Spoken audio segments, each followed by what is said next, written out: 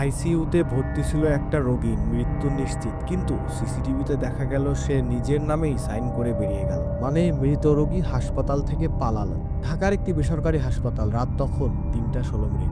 আইসিইউর ভিতরে ছিল এক রোগী, পেশেন্ট নম্বর 421, যাকে রাত 3:11 মৃত ঘোষণা করে দেওয়া হয় হাসপাতাল থেকে। ডাক্তার রিপোর্ট দেন হার্ট স্টপড, কিন্তু 5 মিনিট পর সিসিটিভি ফুটেজে দেখা যায় আইসিইউর দরজা খুলে একজন লোক সাদা গাউন পরে ধীরে ধীরে বেরিয়ে যাচ্ছে, আর দরজা রেজিস্টারে লেখা checked out 3:16 AM, sign by patient 421। অথচ সে তো মৃত।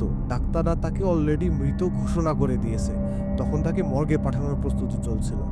হাসপাতাল কর্তৃপক্ষ ভাবে কেউ হয়তো রেকর্ড ম্যানিপুলেট করছে বা করার চেষ্টা করছে, কিন্তু রুমে ঢুকেছিল না কেউ। সিসিটিভির রেকর্ডে স্পষ্ট দেখা যায় লোকটা নিজেই দরজা খুলে বেরিয়ে যায়।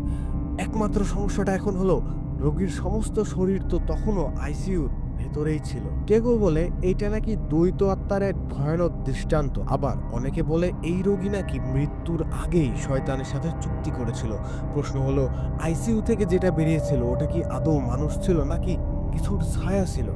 এটা ছিল 100 দিনের মিস্ট্রি চ্যালেঞ্জের ডে 6। কাল আসছি এমন এক ঘটনার সাথে যেখানে এক বৃদ্ধা 28 বছর আগের নিজের মৃত্যুর স্বপ্ন দেখে ঘুম ভেঙে চিৎকার করে উঠে বলে, আজ আমি আবার মরব।